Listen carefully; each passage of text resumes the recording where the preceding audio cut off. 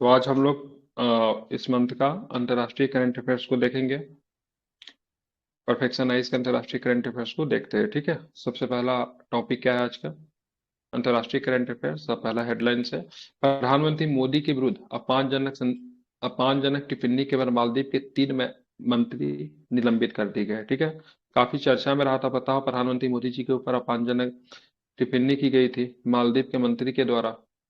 ठीक है, लक्षद्वीप दौरे के बीच पीएम मोदी पर अपमानजनक टिप्पणी के बाद मालदीव सरकार ने 3 मंत्रियों को निलंबित कर दिया। तीनों निलंबित मंत्री का नाम क्या है? तो मरियम सियूना, मलासा शरीफ, महजूम, क्या नाम है? महजूम माजिद। क्या क्या नाम है मंत्री का? मरियम सियूना, मलासा शरीफ, और क्या है? महजूम माजिद। ठीक है, ध्यान में अच्छी बात क्या है, सबका नाम की बात करेंगे ना, एम से ही है। ठीक है, एक का नाम मरियम है, दूसरा का नाम मलासा है, और तीसरा का नाम क्या है? महजूम है। ठीक है, तीनों ने मतलब क्या किए थे? बैड कमेंट्स किए थे। उसके बाद तीनों को मतलब क्या कर दिया गया? निष्कासित कर दिया गया। ठीक है, मंत्री के पद से। ठीक है, आप देखें मालदीव सैनिकों का मामला क्या है। ठीक है, मालदीव में भारतीय सैनिकों का मामला क्या है? तो मालदीव के राष्ट्रपति मोहम्मद मुइजी ने भारत के 15 मार्च, ठीक है, भारत से 15 मार्च 2024 तक सेना वापस बुलाने को कहा है। ठीक है, ध्यान में रखेंगे। अब यहाँ पे बात है, मालदीव में केवल हमारे 77 भारतीय सैन्य कर्मी है। ठीक है, वो भी ध्यान में रखेंगे। वो भी किस तरह की काम करती है, तो वो भी ऐसा नहीं कि हथियार के साथ है। ठीक है, विदाउट हथियार के साथ हमारे वहां पे सैन्य कर्मी थे। भारतीय सैनिकों के युद्ध अटोही और बचाव सहायता कार्य दोनों में मालदीव सैनिकों को प्रशिक्षण देने के लिए भेजा गया था। ठीक है, तो भारतीय सैनिकों के युद्ध और टोही और बचाव सहायता कार्य दोनों में मालदीव के सैनिकों को प्रशिक्षण देने के लिए भेजा गया था। ऐसा नहीं है कि हमारे सैनिक जो वहां पे थे तो किसी उद्देश्य के लिए थे। ठीक है, ये मालदीव के सैनिकों के प्रशिक्षण देने के लिए, मालदीव के लोगों को मदद के लिए ही वहां पे थे। ठीक है, ये भी आपको ध्यान में रखना है, वो भी बिना हथियार के। ठीक है, ध्यान में, कितने थे? कितने थे? कितने भारतीय सैनिक थे वहां पे? 73। 77 थे। कितने थे? 77 थे। ठीक है, ध्यान में रखेंगे। आप देखिएगा, राष्ट्रपति कौन है? मालदीव के राष्ट्रपति कौन है? ठीक है, मोहम्मद मोहम्मद मोहम्मद मोइन। म्यूजी। ठीक है, अब देखिए संबंधों में हालिया मतभेद का कारण क्या है। ठीक है, मालदीव के राष्ट्रपति मोहम्मद म्यूजी ने अपने पहले विदेशी गंतव्य के रूप में तुर्की को चुना, न कि भारत का। ठीक है, आप देखेंगे जैसे मालदीव का प्रधानमंत्री राष्ट्रपति बने, या फिर नेपाल के प्रधानमंत्री या फिर राष्ट्रपति कोई भी बनते हैं, तो उनसे उम्मीद की जाती है तो सबसे पहले भारत की यात्रा करते हैं। ठीक है, क्योंकि ये पड़ोसी हम लोग काफी अधिक इनकी मदद भी करते हैं। ठीक है, आर्थिक रूप से भी या फिर विभिन्न मुद्दों पे मदद करते हैं। लेकिन मोहम्मद मुजी जैसे राष्ट्रपति चुने गए, उन्होंने मतलब भारत की यात्रा की जगह पे तुर्की का यात्रा किया। मोहम्मद म्यूजी ने औपचारिक रूप से भारत से इंडिया आउट अभियान के तहत द्वीपों से सैन्य कर्मियों को वापस बुलाने का अनुरोध किया है। ठीक है, वहां पे मालदीव में इंडिया आउट अभियान चल रहा था। ठीक है, और उसका नेतृत्व करने वाले जो थे, ठीक है, मतलब इसी मुद्दे पे इन्होंने चुनाव ही लड़ा था। मालदीव ने एनएसए मालदीव ने एनएसए स्तरीय कोलंबो सुरक्षा कॉन्क्लेव में भाग नहीं लिया। ठीक है, मालदीव ने भारत के साथ हाइड्रोग्राफी सहयोग समझौते को नवीनीकृत नहीं करने का फैसला किया है। मालदीव ने चीनी जासूस जहाज जियांग यांग होंग 3 को अपने तटों पर प्रवेश की अनुमति दी। ठीक है, इन सब मुद्दों की वजह से भारत और मालदीव के बीच में क्या था? मतभेद का कारण था। ठीक है, तो ये सारे चीजों का आपको ध्यान में रखना है। इन्हीं सारे मुद्दों का भी बीच में क्या था? मतभेद के कारण बने थे।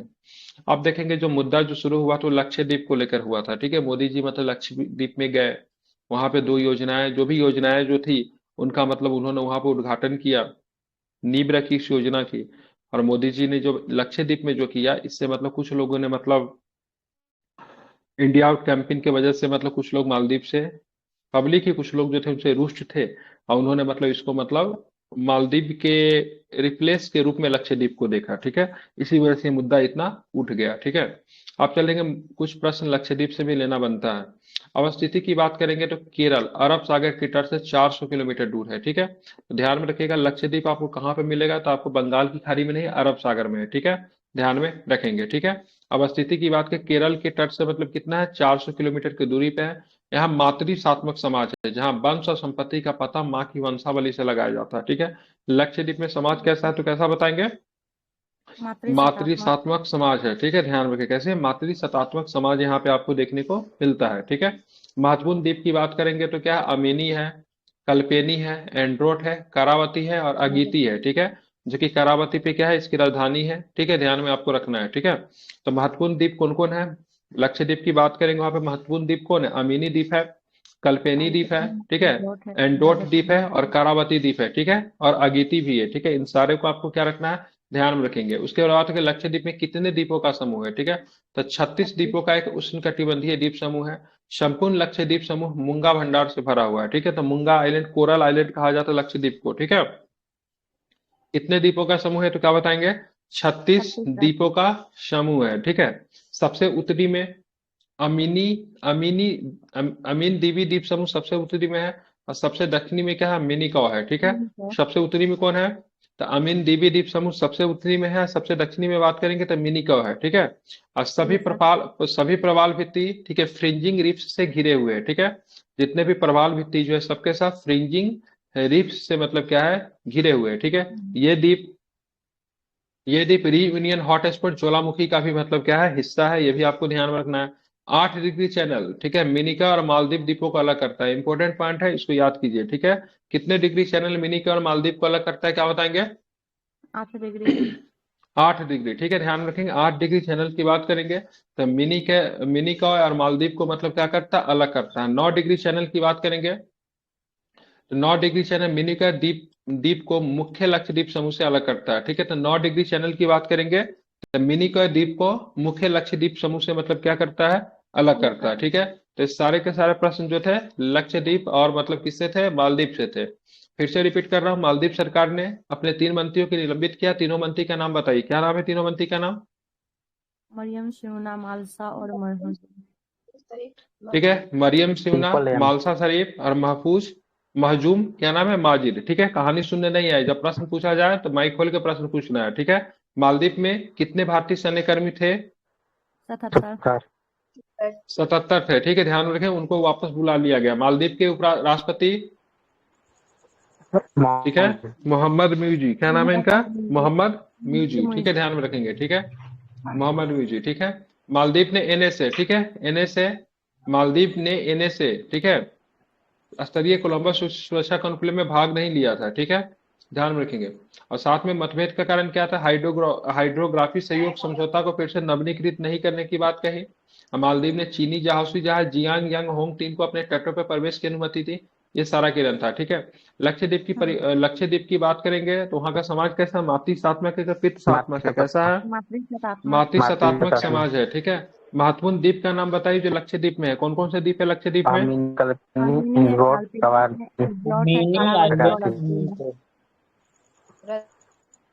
द्वीप है तो अमीनी, कल्पेनी, एंड्रोट, करावती और अगिती, ठीक है, ध्यान में रखना है।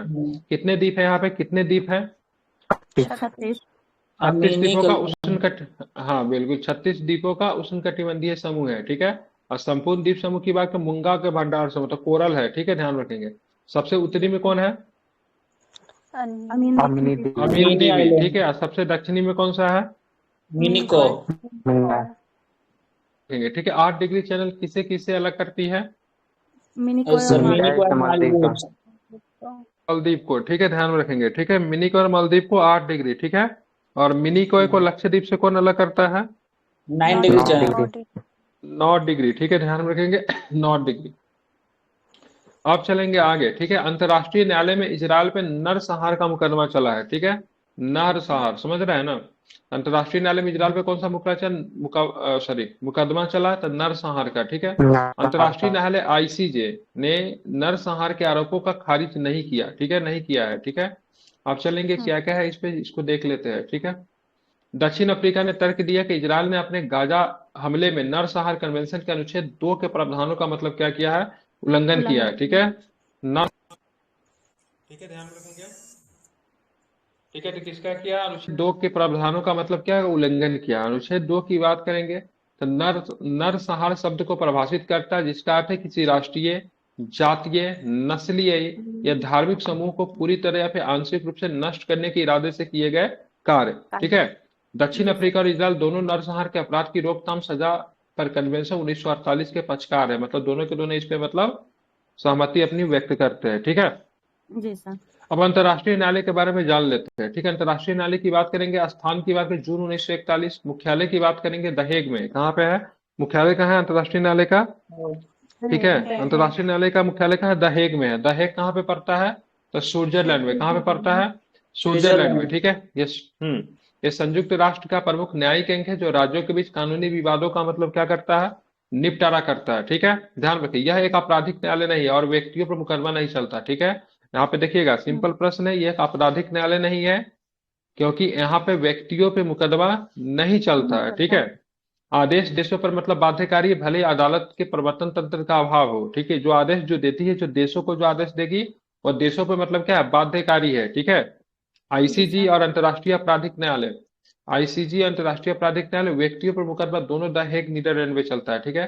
तो आईसीजी और अंतर्राष्ट्रीय आपराधिक न्यायालय व्यक्तियों पर मुकदमा, ठीक है, दोनों के दोनों कहाँ पे चलता है, द हेग में चलता है, ठीक है। भारत की बात करेंगे तो भारत भी नरसंहार कन्वेंशन 1948 का एक पक्षकार है, मतलब सहमति व्यक्त करता है, ठीक है, और इधर इजराल भी करता है, ठीक है ना।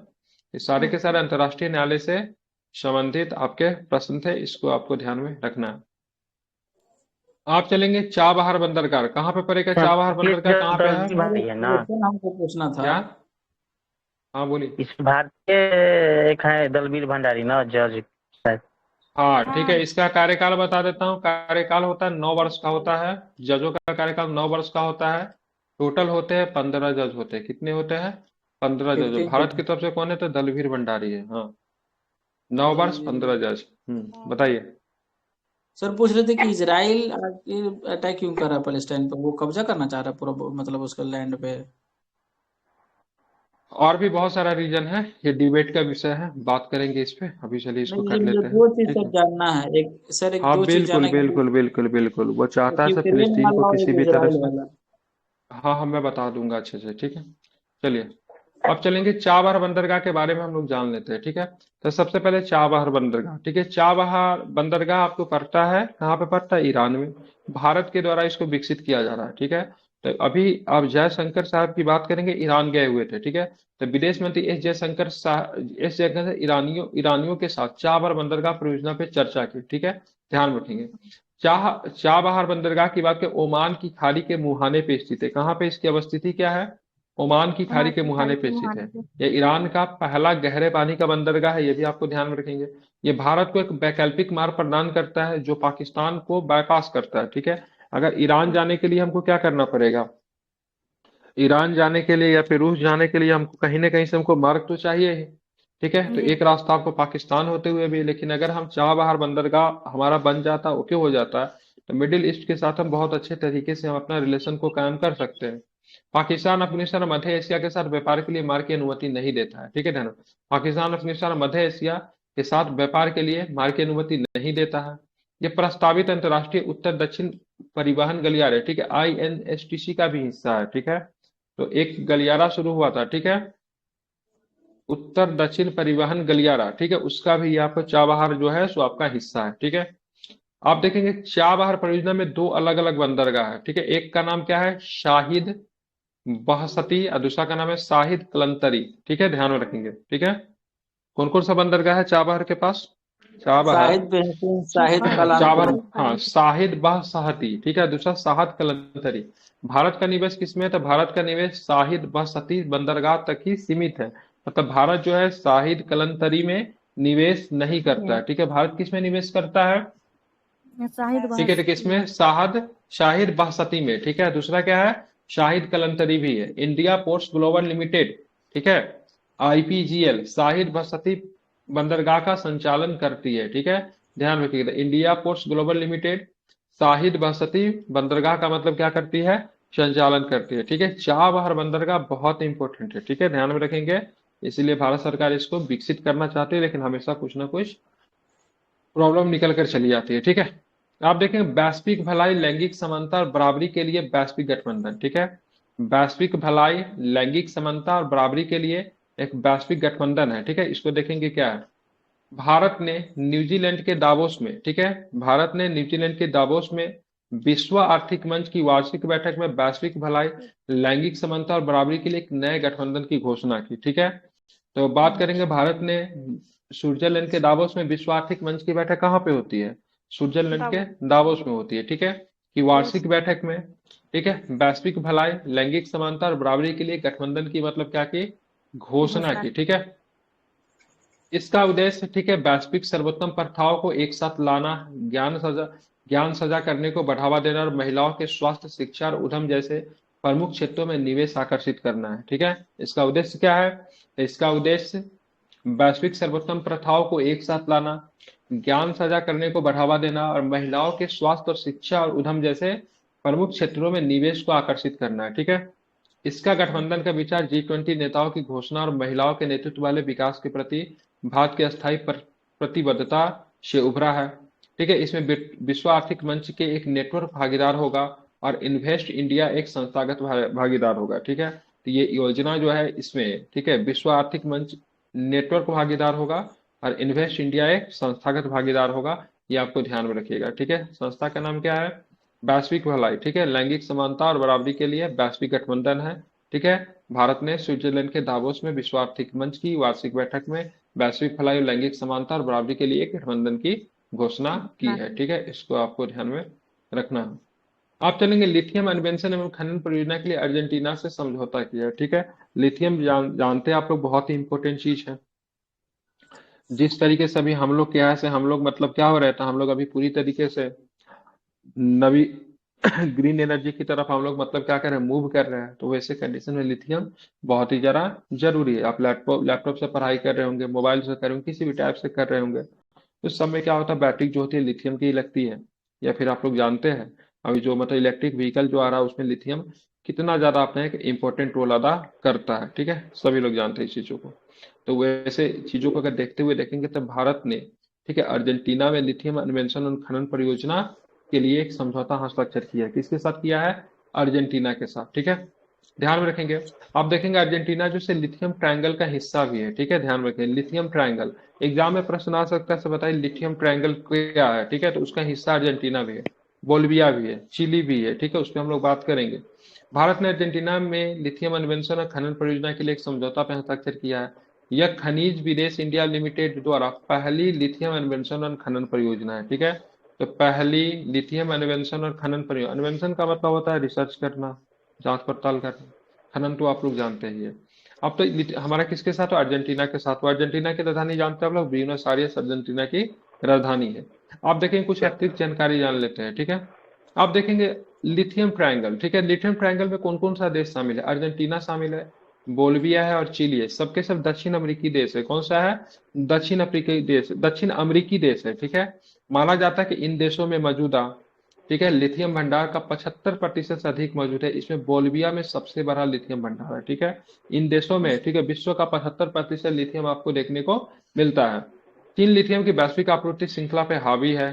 ठीक है, भारत अपनी लिथियम मांग के लिए दूसरे देशों पे मतलब क्या है, निर्भर है। लेकिन हम लोग भी निर्भर। भविष्य को देखते हुए इसमें अपने आप को आत्मनिर्भरता बना रहे हैं। हमारे यहाँ भी कई जगहों पे लिथियम मिला, जम्मू कश्मीर में मिला है, राजस्थान में लिथियम मिला है। ठीक है, और लेकिन लिथियम मिलना, ठीक है, लिथियम को प्रोसेसिंग करना एक बहुत बड़ा चैलेंज है। चाइना में लिथियम प्रोसेसिंग सेंटर बहुत पहले से खुला हुआ है। ठीक है, तो दुनिया का लिथियम को प्रोसेसिंग चाइना करके उसमें क्या करता है, बहुत अधिक मतलब उसको एक्सपोर्ट करता है। ठीक है, समझ रहे हैं, इन देशों में लिथियम का प्रोसेसिंग सेंटर नहीं है। तो भारत लिथियम के साथ साथ लिथियम का प्रोसेसिंग में भी अपना क्या कर रहा है, योगदान देने की कोशिश कर रहा है। तो लिथियम ट्रायंगल में कौन कौन सा देश से बता दीजिए जरा, lithium triangle. Chile, Argentina, Bolivia. Bolivia, बिल्कुल, Chile, Argentina, Chile. Argentina, Bolivia जो बनाते हैं, क्या बनाते हैं, लिथियम ट्रायंगल बनाते हैं। ठीक है, ध्यान में रखेंगे। ठीक है, ड्रग्स वाला कौन सा ट्रायंगल है? Golden triangle. ड्रग्स वाला गोल्डन ट्रायंगल नहीं, क्या नाम है उसका ड्रग्स वाला का, जिसमें आता है पाकिस्तान, ईरान, अफगानिस्तान आता है। ठीक है, उसको क्या बोलते हैं? यूएन क्वाड्रिलेटरल है ना? ओ, ये नहीं, कुछ और ही है, बताते हैं क्या क्रिजेंट, है। क्रिजेंट, गोल्डन क्रिजेंट। गोल्डन क्रिसेंट आता है। ठीक है, गोल्डन क्रिसेंट है, गोल्डन एक और भी है। ठीक है, एक में आएगा पाकिस्तान, अफगानिस्तान, ईरान आएगा, ये गोल्डन क्रिसेंट है। ठीक है, गोल्डन ट्रायंगल आई थिंक होता है, उसमें आता है लाओस आता है। लाओस, कंबोडिया, उधर का लाओस, मिडिल। वियतनाम। हाँ, लाओस, देख लीजिएगा कम्बोडिया, उसको। ठीक वियतनाम, है, गोल्डन ट्रायंगल है। आप चलेंगे भारत संयुक्त राष्ट्र, ठीक है, भारत संयुक्त राज्य व्यापार नीति फोरम की, ठीक है, बैठक नई दिल्ली में। ठीक है, भारत संयुक्त राज्य व्यापार नीति फोरम की बैठक की बात करें नई दिल्ली में। ठीक है, भारत संयुक्त राज्य व्यापार नीति फोरम की 14वीं मंत्रिस्तरीय बैठक नई दिल्ली में आयोजित की गई। ठीक है, आप देखेंगे मुख्य परिणाम क्या है। गैर टैरिफ बाधाओं को कम करने के लिए, ठीक है, संयुक्त सुविधा तंत्र स्थापित करें, ठीक है। सामाजिक सुरक्षा समग्रीकरण समझौते पर स्वीकृत चर्चा जो अमेरिका के काम करने वाले भारतीय पेशेवरों को सामाजिक सुरक्षा प्रदान करेगी, ठीक है। अमेरिकी सामान्यीकृत वरीयता प्रणाली कार्यक्रम के तहत अपनी लाभार्थी स्थिति की बहाली में भारत की रुचि दोहराई गई है, ठीक है। तो भारत संयुक्त राज्य व्यापार नीति फोरम की बैठक कहाँ पे हुई है? नई दिल्ली में हुई है, ठीक है। कहाँ पे हुई है? भारत संयुक्त राज्य व्यापार नीति, ठीक है, फोरम की बैठक कहाँ पे हुई है? नई दिल्ली में हुई है, भारत और अमेरिका के बीच में, ठीक है। ध्यान में रखें क्या है, तो गैर टैरिफ बाधाओं को कम करने के लिए एक संयुक्त सुविधा तंत्र स्थापित करना है, ठीक है, ध्यान में रखना है। चलिए आगे बात करेंगे यूएई। यूएई भारत ने शेपा परिषद लॉन्च किया, ठीक है। शेपा, शेपा का मतलब क्या होगा? तो यूएई भारत द्वारा व्यापार आर्थिक साझेदारी समझौता, क्या है? व्यापार आर्थिक कॉम्प्रिहेंसिव साझेदारी इकोनॉमिक समझौता, हाँ बिल्कुल, ठीक है, समझौता परिषद लॉन्च किया गया, ठीक है। यूआई, ठीक है, यूआईईसीसी स्टार्टअप महिला उद्यमियों, सूक्ष्म लघु और मध्यम आकार के उद्यमों और सेवा क्षेत्रों पर जोर देता है, ठीक है। अतिरिक्त जानकारी जान लेते हैं, ठीक है। ध्यान में सीईपीए, ठीक है, सीईपीए पिछला बार पूछा था प्रश्न, ठीक है, पिछला बार, ठीक है, मुक्त व्यापार से प्रश्न पूछा था, इस बार सीईपीए से भी पूछ सकता है। किसके साथ है? तो यूएई के साथ है। किसके साथ है? यूएई के साथ है, यूएई ठीक है। यह पिछले दशक में किसी भी देश के साथ भारत द्वारा हस्ताक्षरित पहला पूर्ण मुक्त व्यापार समझौता, ठीक है। फ्री ट्रेड एग्रीमेंट से एफएटीएफ से प्रश्न पूछा गया था, ठीक है, पिछले बार ऑस्ट्रेलिया को लेकर पूछा था, इस बार पूछ सकता है, ठीक है। हमारा यूएई के साथ पूर्ण मुक्त व्यापार समझौता उसको किस नाम से जानते हैं? तो सीईपीए के नाम से जानते हैं। किस नाम से जानते हैं? सीईपीए के नाम से जानते हैं, ठीक है। तो सीईपीए किसके साथ है? ध्यान में रखिए, किसके साथ है सीईपीए? ठीक है, किसके साथ है? तो यूएई के साथ है। क्या है? तो फ्री ट्रेड एग्रीमेंट है। क्या है ये? फ्री ट्रेड एग्रीमेंट है, ठीक है। हाँ, पूर्ण मुक्त व्यापार समझौता जिसको कहते हैं, तो सीईपीए किसके साथ है? यूएई के साथ है, ठीक है। 69 बीपीएससी में ऑस्ट्रेलिया को लेकर प्रश्न पूछा था, ठीक है। पाकिस्तान ने ईरान के खिलाफ ऑपरेशन मार्गबार शर्माचर चलाया, ठीक है, ध्यान रखिए, ठीक है। तो आपको पता होना चाहिए सबसे पहले क्या हुआ, तो सबसे पहले पाकिस्तान ईरान के बीच में थोड़ा सा मतभेद हो गया था, ठीक है। मतभेद होकर लेकर पाकिस्तान ने ईरान पे मतलब क्या किया, ईरान ने मतलब क्या किया, सबसे पहले पाकिस्तान ने मतलब क्या किया, ईरान की तरफ हमला किया और उसके कुछ सिविलियन को मार दिया, ठीक है। उसके बाद मतलब और भी मतलब ईरान ने भी मतलब उधर से मतलब कुछ किया, उसके बाद मतलब बहुत सारी दिक्कतें हुई। सबसे पहले ईरान ने ही हमला किया था, ठीक है। आप देखें अर्थ की बात करेंगे, विद्रोहियों की मौत, ये जो होता है ना मार्गबार शर्माचारी, इसका अर्थ क्या है, इसका मीनिंग क्या है, ठीक है। तो इसका मीनिंग क्या है? विद्रोहियों की मौत, ठीक है। क्या है? विद्रोहियों को मौत, ठीक है। पाकिस्तानी सेना ने ईरान के, ठीक है, पाकिस्तानी सेना ने ईरान के सिस्तान और बलूचिस्तान प्रांत में मार्गबार शर्माचर नाम से जवाबी हमले किए, ठीक है। आप बोलेंगे सर बलूचिस्तान प्रांत तो पाकिस्तान में पड़ता है, लेकिन एक बलूचिस्तान जो है ईरान में भी पड़ता है, ठीक है। ईरान और पाकिस्तान सीमा भी आपस में बनाते हैं, ठीक है। तो ये जो सिस्तान और बलूचिस्तान प्रांत है ना, कहाँ पे पड़ता है? तो ये ईरान में पड़ता है। कहाँ पे पड़ता है ये? सिस्तान और बलूचिस्तान प्रांत कहाँ पे पड़ता है? ईरान में चलता है, ईरान में पड़ता है। अब मार्गबार शर्माचार की बात करेंगे तो किसके द्वारा चलाया गया? पाकिस्तान के द्वारा चलाया गया। किसके द्वारा चलाया गया? पाकिस्तान के द्वारा चलाया गया ईरान की तरफ, ठीक है। इसका मतलब क्या होता है? तो विद्रोहियों को मौत, ठीक है। आप चलेंगे पूरे मुद्दे को समझेंगे, पूरा मुद्दा क्या है, ठीक है। यह हमला ईरान द्वारा पाकिस्तान के बलूचिस्तान प्रांत के सीमावर्ती शहर, ठीक है, पंजगुर में जैश अल अदल आतंकी संगठन के 2 ठिकानों पर हमले करने के लिए किया गया। अब देखिए सबसे पहले सिस्तान प्रांत की बात करेंगे। सिस्तान प्रांत जो कि बलूचिस्तान का हिस्सा, ईरान का हिस्सा है, ठीक है। ये जो बलूचिस्तान प्रांत जो है किसका? पाकिस्तान का हिस्सा है। तो सबसे पहले ईरान के द्वारा हमला किया गया, ठीक है, पाकिस्तान के बलूचिस्तान प्रांत में। और यहाँ पे जैश अल अदल की बात करेंगे, कौन है? आतंकी संगठन है कि 2 ठिकानों पे हमला किया। ये क्या कहता है? ये कहता है सारे बलूचिस्तान को मिलाकर मतलब एक जगह मतलब शामिल कर देना चाहिए, ठीक है। तो इसके वजह से लेकर ईरान वाला जो बलूचिस्तान प्रांत है ना, वहां पे आतंकवादी संगठन जाके वहां पे उत्पात मचाता है, ठीक है। तो इस वजह से लेकर ईरानी सेना के द्वारा हमला किया गया, ठीक है। स्थानीय ये जो भाषा जो है शर्माचर जो है, ठीक है, ध्यान रखिए बलूच भाषा का शब्द है। कौन सा भाषा है? बलूच। बलूच क्या होता है? तो बलूचिस्तान प्रांत में जो भाषा बोली जाती है उसको कौन सी भाषा कहते हैं? बलूच भाषा कहते हैं, ठीक है। अर्थ क्या होता है? लड़ाकू होता है, ठीक है। इसका उपयोग सीमा पार क्षेत्र में सक्रिय सशस्त्र समूहों द्वारा किया जाता है, ठीक है, ध्यान में रखना है। समझ गए? आप चलेंगे अब यहाँ पे स्वीडन जो है, आप जानते हैं, इसे नवीनतम सदस्य बन गया है। ठीक है, नाटो का नवीनतम सदस्य कौन बन गया है? स्वीडन बन गया है। ठीक है, कितने नंबर का सदस्य बना है स्वीडन? 32। ठीक है, 32वां सदस्य बन गया। ठीक है, 32वां सदस्य। ठीक है, नाटो में टोटल सदस्यों की संख्या 32 है। 31वां सदस्य की बात करेंगे, फिनलैंड था। ठीक है, तो देखिए, नाटो में कोई भी सदस्य अगर शामिल होता है तो सभी जो भी उसके सदस्य, सबकी सहमति होनी चाहिए। ठीक है, ध्यान रखेंगे। तुर्की का नाटो की सदस्यता के लिए स्वीडन का समर्थन मिल गया है। ठीक है, तुर्की का नाटो की सदस्यता के लिए स्वीडन का समर्थन मिल गया है। ध्यान रखें, तुर्की के संसद ने नाटो में शामिल होने के लिए स्वीडन की सदस्यता का समर्थन कर दिया है। ठीक है, ध्यान रखें। इससे पहले अब यूक्रेन वाला जो मुद्दा जो था, सॉरी, फिनलैंड में भी दिक्कत आ रहा था। फिनलैंड को भी, ठीक है, फिनलैंड को भी शामिल करना था, उसमें तुर्की के साथ दिक्कत आ रहा था। तुर्की कई बार मतलब नाटो में नए सदस्यों को जोड़ने को लेके, ठीक है, विरोध किया, लेकिन यहाँ पे स्वीडन का समर्थन दे दिया है। नाटो का अनुच्छेद 10 उस प्रक्रिया को निर्देशित करता है जिसके द्वारा अन्य देश नाटो में शामिल हो सकते हैं, जो वर्तमान नाटो सदस्यों द्वारा सर्वसम्मत समझौते से होता है। मतलब नाटो का अनुच्छेद 10 क्या कहता है? मान लीजिए कोई भी देश अगर नाटो में शामिल होना चाहता है तो वर्तमान देश की मतलब क्या लेनी पड़ेगी? सहमति लेनी पड़ेगी। ठीक है, ये नाटो का अनुच्छेद 10 है। ठीक है, और नाटो का अनुच्छेद 5 क्या कहता है? नाटो का अनुच्छेद 5 कहता है, मान लीजिए, ठीक है, किसी भी नाटो सदस्य किसी भी देश पर अगर हमला होता तो सभी देश मतलब क्या करेंगे? उस देश का मतलब क्या करेंगे? साथ देंगे। जैसे मान लीजिए फिनलैंड नाटो का सदस्य अगर फिनलैंड पे अगर हमला कर दिया तो नाटो का अन्य जो जितने भी सदस्य बच गए, ठीक है, फिनलैंड को छोड़ के 31 और सदस्य, जो भी देश हमला करेगा उस सब पे 31 देश उसको मिलके मारेंगे। ठीक है, ये क्या है? नाटो का अनुच्छेद 5 है। और नाटो का अनुच्छेद 10 क्या कहता है? तो नाटो का अनुच्छेद 10 कहता है से अगर कोई भी देश अगर नाटो में अगर शामिल होना चाहे तो सभी देशों की सहमति होनी चाहिए। ठीक है, एक बार जब स्वीडन सदस्य बन जाएगा तो रूस के नियंत्रण वाले हिस्से को छोड़कर लगभग सभी बाल्टिक सागर तट वाले देश नाटो के सदस्य हो जाएंगे। ठीक है, ध्यान रखना। रूस द्वारा यूक्रेन पर आक्रमण के बाद स्वीडन की तटस्थता छोड़ दी है। ठीक है, स्वीडन क्या था? तटस्थता था। तटस्थता समझते हैं ना? तटस्थ रहना मतलब कहीं भी किसी के भी तरफ नहीं जाना है। ठीक है, लेकिन जैसे ही यूक्रेन पे हमला हुआ तो स्वीडन ने अपने आप को मतलब देखते हुए, ठीक है, अपने आप को आगे को सुरक्षा को देखते हुए उसने मतलब नाटो की सदस्यता ग्रहण कर ली। अब चलेंगे हम लोग नाटो के बारे में जान लेते हैं। स्थापना कब हुआ है? तो 1949 में इसकी स्थापना हुआ है। ठीक है, मुख्यालय कहाँ है?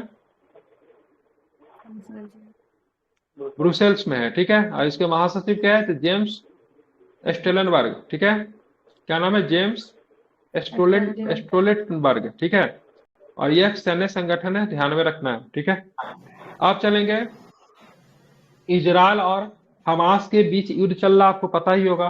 तो इजराइल और हमास युद्ध के बीच, ठीक है, मिस्र का मध्यस्थता प्रस्ताव, ठीक है, मिस्र ने कहा कि हम मध्यस्थता करवा देते हैं, मिडिल मैन की भूमिका निभाते हैं ताकि दोनों के बीच में मध्यस्थता हो जाए। मिस्र ने इजराइल और हमास के बीच चल रहे युद्ध को समाप्त करने के लिए 3 चरणीय योजना का प्रस्ताव रखा है। ठीक है, 3 चरण का योजना का प्रस्ताव रखा है, 3 को चरण में युद्ध को, ठीक है, समाप्त किया जा सकता है। पहला चरण क्या है? पहला चरण देखिए, इजराइल द्वारा हमास के लिए अपने सैन्य अभियानों 1 से 2 सप्ताह के लिए रोकने की उम्मीद है। ठीक है, इजराइल द्वारा हमास के लिए अपने सैन्य अभियान को 1 से 2 सप्ताह के लिए रोक देना है, मतलब इजराइल युद्ध को रोक दे। दूसरा चरण में क्या है? इसमें हमास द्वारा बंधक बनाए गए इजरायली बंधकों के शवों के बदले इजराइल द्वारा रखे गए हमास आतंकवादियों के शवों के आदान प्रदान का समझौता शामिल है। ठीक है, दोनों एक दूसरे के शवों को मतलब क्या करे? आदान प्रदान कर ले। ठीक है, तीसरा चरण क्या है? इनमें एक सभी के लिए, ठीक है, सौदा शामिल है, जिसका अर्थ है इजराइल अपनी जेलों में बंद 6000 फिलिस्तीनी कैदियों को लौटाएगा, सैनिकों सहित इजरायली बंधकों के लिए जिससे हमास ने कैद कर रखा है। ठीक है, और इसमें क्या करेंगे? दूसरा चरण में क्या करेंगे? एक दूसरे के शव को लौटा देंगे, तीसरा में एक दूसरे के बंदी को लौटाएंगे, और पहला चरण में क्या करेंगे? ये सारी प्रक्रिया को होने के लिए युद्ध को बंद कर देंगे। ठीक है, समझ रहे हैं ना? तो ये पॉसिबल है? नहीं होगा। चलिए, दक्षिण कोरिया ने विदेशियों के लिए वर्क वीजा लॉन्च किया है। ठीक है, तो वर्क वीजा किसने लॉन्च किया है? तो दक्षिण कोरिया ने लॉन्च किया। किसने लॉन्च किया है वर्क वीजा? तो ध्यान में रखना है, दक्षिण कोरिया के द्वारा वर्क वीजा को लॉन्च किया गया। ठीक है, दक्षिण कोरिया ने विदेशियों के लिए, ठीक है, वर्केशन वीजा की शुरुआत की है। दक्षिण कोरिया ने डिजिटल वीजा की नीति शुरू की है, जिसका लक्ष्य 20 मिलियन विदेशी पर्यटकों को आकर्षित करना और पर्यटन राजस्व के, ठीक है, $24.5 बिलियन का सृजन करना है। ठीक है, जिसका उद्देश्य क्या है? दक्षिण कोरिया ने डिजिटल वीजा की भी नीति शुरू की है, जिसका लक्ष्य 20 मिलियन विदेशी पर्यटकों को आकर्षित करना है और पर्यटन राजस्व में $24.5 बिलियन का मतलब सृजन करना है। ठीक है, वर्केशन वीजा के बारे में हम लोग जान लेते हैं। वर्किंग वीजा विदेशी नागरिकों को कामकाजी छुट्टियों पर दक्षिण कोरिया जाने की अनुमति देता है। ठीक है, दक्षिण कोरिया के प्रति व्यक्ति सकल राष्ट्रीय आय से दोगुने वार्षिक आय वाले विदेशी नागरिक वीजा के लिए आवेदन करने के पात्र होंगे। मतलब समझ रहे हैं इसमें कितना बड़ा वो है। तो दक्षिण कोरिया के प्रति व्यक्ति सकल राष्ट्रीय आय से दोगुने वार्षिक आय वाले जो विदेशी नागरिक होंगे वही वीजा के लिए अप्लाई कर सकते हैं। मान लीजिए दक्षिण कोरिया के किसी व्यक्ति, दक्षिण कोरिया की मतलब मान लीजिए प्रति व्यक्ति सकल राष्ट्रीय आय $10,000 है, तो उस वीजा को अप्लाई करने वाले लोगों की कितनी होनी चाहिए? $20,000 होनी चाहिए। मतलब इस तरह की मतलब कुछ कंडीशंस है। ठीक है, तो वर्केशन वीजा किसने लॉन्च किया? दक्षिण कोरिया ने किया है। बस आपको ध्यान में रखिए, दक्षिण कोरिया एक एशियन देश ही है। ठीक है, कहाँ है? एशिया महाद्वीप में ही पड़ता है। और यहाँ की प्रसिद्ध कंपनी की बात करेंगे, सैमसंग यही की प्रसिद्ध कंपनी है। ठीक है, भारत और रूस ने कुंडनकुलम संयुक्त समझौते पे हस्ताक्षर किया है। ठीक है, कुंडनकुलम कहाँ पे पड़ता है? कुंडनकुलम तमिलनाडु में। तमिलनाडु में आपको मिलेगा, आपको कुंडनकुलम। ठीक है, तो भारत और रूस ने कुंडनकुलम नरेंद्र संयुक्त मोदी वहां गए समझौते थे पे क्या किया? क्या? नरेंद्र मोदी वहां गए थे ना सर? जयशंकर जी गए थे। ठीक है, नरेंद्र मोदी जी तो अभी गए होंगे ना, अभी तो चुनाव चल रहा है, तो चुनावी भाषण के लिए भी गए ही होंगे। डॉक्टर एस जयशंकर के रूस की आधिकारिक यात्रा के दौरान भारत और रूस ने अगले 4 वर्षों के लिए परामर्श पे एक प्रोटोकॉल पे मतलब क्या किया? हस्ताक्षर किया है। ठीक है, ध्यान रखेंगे। भारत और रूस ने भविष्य में बिजली आपूर्ति के लिए कुंडनकुलम संयुक्त समझौते पर हस्ताक्षर किए। उन्होंने रूसी सुदूर पूर्व के सहयोग के कार्यक्रम को भी अंतिम रूप दिया है। भारत और रूस संयुक्त रूप से भूमि और समुद्री गलियारों के कनेक्टिविटी कार्यक्रम आयोजित भी करेंगे। ठीक है, तो कुंडनकुलम परमाणु संयंत्र के बारे में अब हम लोग कुछ जान लेते हैं। सबसे पहले कुंडनकुलम परमाणु संयंत्र पे, ठीक है, भविष्य में बिजली आपूर्ति के लिए समझौता हस्ताक्षर किया गया। किसके किसके बीच में? तो भारत और रशिया। रूस के बीच में। ठीक है, भारत और रूस के बीच में कुंडनकुलम परमाणु संयंत्र, ठीक है, के बारे में हम लोग जान रहे हैं। रूस की तकनीकी सहायता से तमिलनाडु के, ठीक है, KNPP कुंडनकुलम परमाणु संयंत्र का निर्माण किया जा रहा है। ठीक है, KNPP भारत का सबसे बड़ा परमाणु ऊर्जा स्टेशन होगा। ठीक है, कुंडनकुलम परमाणु ऊर्जा स्टेशन भारत का सबसे बड़ा हो जाएगा, जो कि मतलब किसके द्वारा विकसित किया जा रहा है? ठीक है, भारत सरकार और रूस साथ में मिलकर। ठीक है, ये तमिलनाडु के किस जिले में है? तिरुनेलवेली जिले में है। किस जिले में? तिरुनेलवेली जिले में है। ठीक है, चेन्नई से 650 किलोमीटर दक्षिण में स्थित है। ठीक है, चेन्नई से 650 किलोमीटर दक्षिण में स्थित है। जिला का नाम कहाँ पे? जहाँ पे कुंडनकुलम परमाणु ऊर्जा स्टेशन होगा, जिला का नाम क्या है? तिरुनेलवेली। क्या नाम है? तिरुनेलवेली। ठीक है, आप चलेंगे KNP। ठीक है, ध्यान रखेंगे KNPP को nuclear power corporation of India द्वारा विकसित किया जा रहा है। एक बार KNPP का यह 6 इकाई चालू हो जाने के बाद बिजली संयंत्र की कुल क्षमता 6000 मेगावाट हो जाएगी। ठीक है, ध्यान में रखेंगे कितनी हो जाएगी क्षमता? कुंडनकुलम परमाणु ऊर्जा संयंत्र अगर चालू हो जाएगा, उसकी 6 इकाई चालू हो जाएगी, तो इसकी बिजली ऊर्जा क्षमता कितनी हो जाएगी? 6000 मेगावाट हो जाएगी। ठीक है, आप चलिए, दक्षिण कोरिया में कुत्ते के मांस पे प्रतिबंध लग गया है। मतलब ये लोग कुत्ते की मांस खाते हैं। ठीक है, ध्यान रखो, उस पर प्रतिबंध लगाया गया। क्यों प्रतिबंध लगाया गया है? तो दक्षिण कोरिया ने कुत्ते के मांस के उत्पादन और बिक्री पर प्रतिबंध लगाने के लिए एक विधेयक पारित किया है। इसका लक्ष्य है 2027 तक कुत्ते के मांस की बिक्री, वितरण, उत्पादन और प्रजनन पे पूरी तरीके से मतलब क्या है? प्रतिबंध लगा देना है। ठीक है, ध्यान रखेंगे। कनाडा ने विदेशी छात्रों पे अंकुश लगा दिए हैं।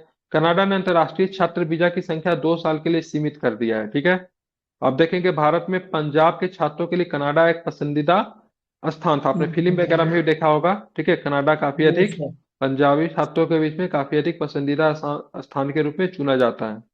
अप्रवासन शरणार्थी और नागरिकता कनाडा के अनुसार सबसे ज्यादा एशियाई छात्र कनाडा के लिए वीजा अप्लाई करते हैं। ठीक है, तो सबसे ज्यादा एशियाई छात्र जो है कनाडा के लिए ही मतलब क्या करते हैं? वीजा अप्लाई करते हैं। ठीक है, तो 2 वर्षों के लिए मतलब इन्होंने अपने वीजा पे मतलब क्या किया है? अंकुश लगा दिया है। ठीक है, चलिए थोड़ा सा और कर लेते हैं। ठीक है, क्या लिखा है? मॉस्की रिक्स को मान्यता देने वाला कैमरून वाला देश का, कैमरून पहला देश बन गया। ठीक है, कैमरून मॉस्की रिक्स को नियमित रूप से, ठीक है, प्रशासित करने वाला पहला देश बन गया। ठीक है, और मॉस्की रिक्स क्या है? तो ध्यान में रखिए, इंपॉर्टेंट क्वेश्चन एग्जाम में आएगा, ठीक है। मलेरिया का वैक्सीन है, ठीक है। बच्चों के लिए दुनिया का पहला मलेरिया वैक्सीन कार्यक्रम है। क्या नाम है मलेरिया का वैक्सीन का नाम? कौन है, क्या है? ठीक है, मॉरिस क्या नहीं, मॉस्किक्रिस। क्या नाम है? मॉस्किक्रिस, ठीक है, मॉस्किक्रिस, ठीक है। और ध्यान में रखिएगा, इसको मतलब मॉस्क्यूरिक्स है सर इंग्लिश में। सर इंग्लिश में मॉस्क्यूरिक्स लिखा हुआ है। हाँ, मॉस्किरिस जो भी हो, ध्यान में रखिएगा।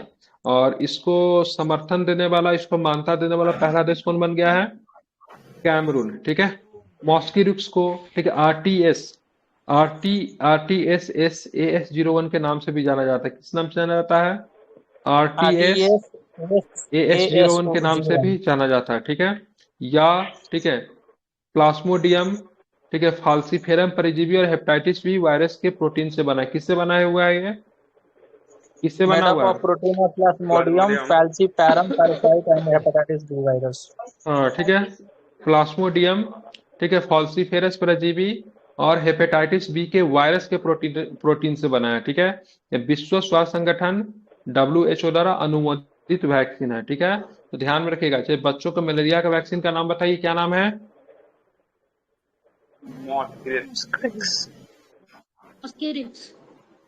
और नीचे वाले लोग सब क्या क्यों नहीं बोल रहे? आप लोग की आवाज क्यों नहीं आता है? हाँ, मॉस्क्यूरिक्स। जो बोलते हैं आप लोग को बोलने के लिए, तो कहानी सुनने के लिए आते हैं। जब मन करता है तब क्लास में से निकल के चले जाते हैं, जब मन करता है तब चले आते हैं।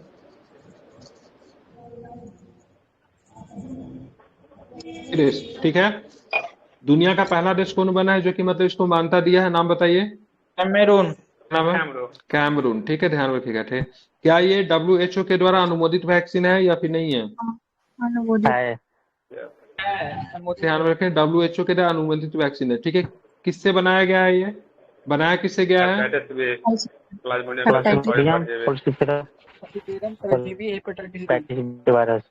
प्लाज्मोडियम फाल्सिफेरस परजीवी और हेपेटाइटिस बी वायरस के प्रोटीन से बना है, ठीक है। इसको अन्य किस नाम से जाना जाता है?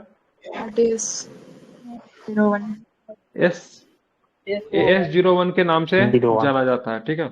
चलिए, नोबेल विजेता मोहम्मद यूनुस को 6 महीने की जेल हो गई। कहा? बांग्लादेश के था ये ना, ठीक है। तो नोबेल विजेता मोहम्मद यूनुस थे, ठीक है। इनको 6 महीने की जेल हो गई, ठीक है। कहाँ के थे? बांग्लादेश के थे, ठीक है। ये ग्रामीण बैंक के लिए जाने जाते हैं। बांग्लादेश के श्रम कानून के उल्लंघन के मामले में डॉक्टर मोहम्मद यूनुस और ग्रामीण टेलीकॉम के 3 शीर्ष अधिकारियों को 6 महीने की जेल की सजा हुई। मोहम्मद यूनुस और ग्रामीण बैंक को नीचे से आर्थिक और सामाजिक विकास करने के उनके अच्छे कामों के लिए 2006 के नोबेल शांति पुरस्कार से इनको सम्मानित किया गया था। कब दिया गया था नोबेल शांति पुरस्कार? 2006 में, ठीक है। 1983 में अपनी स्थापना के बाद से ग्रामीण बैंक का उद्देश्य गरीब लोगों के आसान शर्तों पर छोटे ऋण तथा कहित सूक्ष्म ऋण देना रहा, ठीक है। मोहम्मद यूनुस ग्रामीण बैंक के संस्थापक है, ठीक है। किस बैंक के संस्थापक है? ग्रामीण बैंक के संस्थापक है, ठीक है। इनको जेल हो गया, ठीक है। कब इनको नोबेल पुरस्कार मिला था मोहम्मद यूनुस को? 2006 में इनको नोबेल पुरस्कार मिला था, ठीक है। इसे याद रखेंगे, 2006 में इनको नोबेल पुरस्कार मिला था, ठीक है। आप देखें, चीन ने लॉन्ग मार्च 11 कैरियर रॉकेट को लॉन्च किया है, ठीक है। किसको लॉन्च किया है? लॉन्ग मार्च 11, ठीक है। तो चीन ने लॉन्ग मार्च 11 कैरियर रॉकेट को सफलतापूर्वक अंतरिक्ष में मतलब क्या किया है? लॉन्च कर दिया है, ठीक है। ध्यान में इसको रखना है, ठीक है। बात करेंगे ताइवान सैटेलाइट लॉन्च सेंटर से रॉकेट लॉन्च किया गया। उपग्रहों का उपयोग मुख्य रूप से अंतरिक्ष विज्ञान और प्रौद्योगिकी प्रयोगों के लिए किया जाएगा। नाइजर ने, ठीक है, फ्रैंकोफोन निकाय के सहयोग से निलंबित किया। नाइजर ने फ्रैंकोफोन निकाय से सहयोग निलंबित किया है, ठीक है। आप देखेंगे, नाइजर ने international organisation of francophone nations के साथ अपनी सहयोग निलंबित कर दिया है, ठीक है। किसने किया? नाइजर ने। इसने धीरे धीरे पूर्व औपनिवेशिक शासक फ्रांस के साथ संबंध तोड़ लिए, ठीक है। ये फ्रैंकोफोन निकाय क्या है, ठीक है। तो फ्रैंकोफोन निकाय, जैसे बात करेंगे, भारत कॉमनवेल्थ का हिस्सा है, ठीक है। तो कॉमनवेल्थ में कौन सा देश आते हैं? जो कभी न कभी ब्रिटिश के मतलब क्या रहे, कभी न कभी ब्रिटिश के उपनिवेश रहे, ठीक है, या फिर ब्रिटिश के अधीन रहे। तो वैसे के वैसे देश जो होते हैं, ठीक है, कौन है, क्या है वो, मतलब क्या होते हैं? कॉमनवेल्थ के। तो उसी तरह से एक और भी फ्रैंकोफोन निकाय है, ठीक है, फ्रैंकोफोन नेशंस है। लेकिन इसमें क्या होता है? फ्रैंकोफोन नेशंस वो देश है जो फ्रेंच को आधिकारिक भाषा नामित करते हैं और जिनको लोग मुख्य रूप से मतलब क्या बोलते हैं? फ्रेंच बोलते हैं, ठीक है। तो नाइजर पे कभी किसका अधिकार था? फ्रांस का अधिकार था। तो बहुत सारे ऐसे देश हैं जिनको फ्रैंकोफोन नेशंस कहा जाता है, जहाँ की आधिकारिक भाषाएं क्या होती है, तो वहाँ की आधिकारिक भाषा फ्रेंच होती है। वहाँ के लोग कौन बोलते हैं? फ्रेंच बोलते हैं। तो नाइजर ने अपने आप को मतलब क्या किया, इससे मतलब भारत कर लिया, मतलब बाहर कर लिया है, ठीक है। और धीरे धीरे औपनिवेशिक शासक फ्रांस के साथ भी अपने संबंध को मतलब क्या किया है, तोड़ा है, ठीक है, ध्यान में रखेंगे। तब फ्रैंकोफोन नेशंस पता चल गया ना कौन कौन नेशंस कहलाते हैं, मतलब जहाँ की आधिकारिक भाषा फ्रेंच होती है वहाँ के लोग फ्रेंच बोलते हैं, ठीक है। साइबेरिया में मिला सबसे पुराना ज्ञात किला, ठीक है। तो साइबेरिया आप लोग जानते हैं किसका हिस्सा है? यूएसएसआर का हिस्सा है या फिर यूएसए का हिस्सा है? किसका हिस्सा है साइबेरिया? यूएसएसआर का हिस्सा जो है आपका साइबेरिया है, ठीक है, ध्यान में रखेंगे, ठीक है। अब तो पुरातत्वविदों ने साइबेरिया में दुनिया के सबसे पुराना किले का पता लगा लिया है, ठीक है। अमन्या नामक किलेबंद बस्ती अमन्या नदी के किनारे थी। तो किला का नाम क्या है? अमन्या। क्या नाम है? अमन्या, ठीक है। अमन्या नाम क्यों है? क्योंकि यहाँ पे एक नदी भी है, उस नदी का भी नाम क्या है? अमन्या। तो आपसे एग्जाम में पूछा जाएगा अमन्या नदी कहाँ है? साइबेरिया में। ठीक है, तो ध्यान रखें, अमन्या नदी की बात करेंगे साइबेरिया में, ठीक है, ध्यान में रखना है। अमन्या नदी की बात करेंगे तो आपको कहाँ पे मिलेगा? साइबेरिया में मिलेगा, ठीक है। साइबेरिया में मिलेगा आपको, अमन्या नदी मिलेगा, ठीक है, ध्यान में रखना है, ठीक है। अमन्या क्या है? किले का भी नाम है। तो ये सबसे पुराना किला है, ठीक है। दुनिया के सबसे पुराना किला कहाँ पे मिला है? साइबेरिया में मिला, जिसका नाम अमन्या है। और किस नदी के किनारे है? अमन्या नदी के किनारे, ठीक है। साइट पे एकत्रित किए गए नमूनों की रेडियो कार्विंग डेटिंग से पता चला किले का निर्माण लगभग 8000 वर्ष पहले हुआ था। कब हुआ था? कितने वर्ष पहले हुआ था? ठीक है, 8000 वर्ष पहले। 8000 पहले, ठीक है। अब हम लोग आते हैं रेडियो कार्बन डेटिंग के बारे में, हम लोग थोड़ी जानकारी प्राप्त करते हैं, ठीक है। यह जंतुओं एवं पौधे से प्राप्त अवशेषों की, ठीक है, आयु निर्धारण करने के लिए किया जाता है। इसमें कार्बन का कौन सा विधि का प्रयोग होता है? तो कार्बन 14 का प्रयोग होता है। किसका प्रयोग होता है?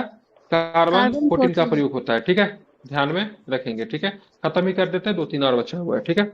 आप देखेंगे श्रीलंका में आईआईटी मद्रास का नया परिसर खुला है, ठीक है। तो आप लोग जानते हैं आईआईटी मद्रास का इससे पहले परिसर कहाँ पे खुला था? क्लोब आइलैंड, लॉन्ग द्वीप के नाम से, तंजानिया नहीं, तंजानिया, ठीक है। तंजानिया को जानते हैं, तंजानिया में खुला था, ठीक है, ध्यान में रखेंगे, ठीक है।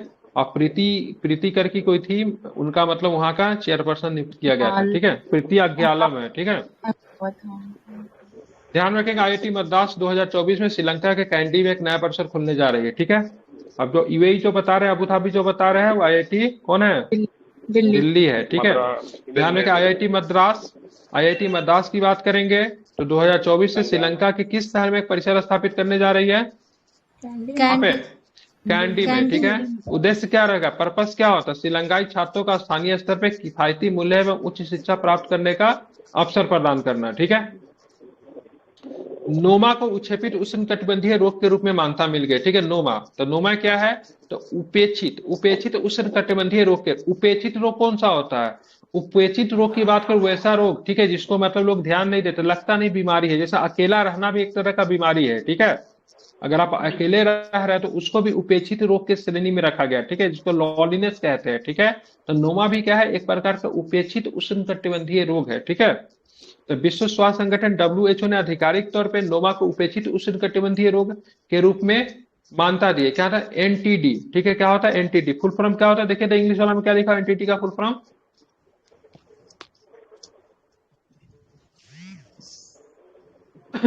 नोमा को